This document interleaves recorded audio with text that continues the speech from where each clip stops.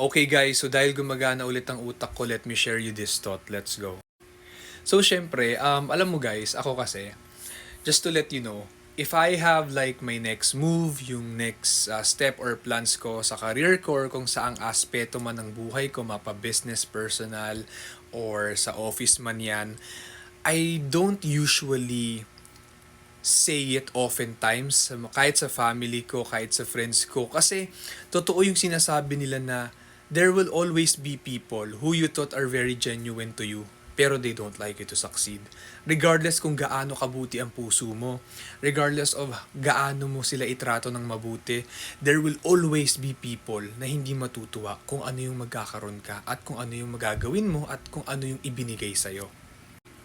Kaya, regardless of the situation, ako, how I do things is that I make sure na if I have my next move planned, the only person who knows that will be, let's say for example sa office, is yung immediate supervisor ko.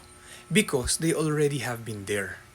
Okay? Kung sa tingin mo, yung immediate supervisor mo yung may evil eye sa'yo or don't want you to succeed, there will always be person dapat magiging role model mo or to guide you how you can execute things in a better way moving forward.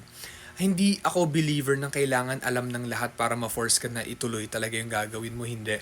Ako, I let the situation explain itself. So kung may gagawin ka sa buhay mo, karir mo, gawin mo na lang siya ng gawin.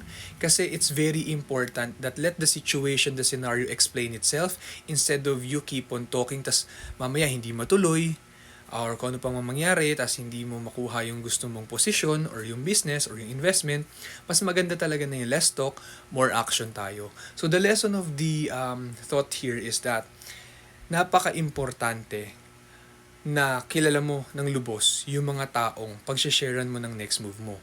Kung wala ka man talagang pinagkakatiwala ang tao, napaka-importante na more actions tayo, less talk, para kung makuha mo man yung gusto mong, yung ginol mo, good. The situation will explain itself. Kung hindi mo man makuha, konti lang din nakakaalam or wala nakakaalam, you can just keep it in yourself and just move on.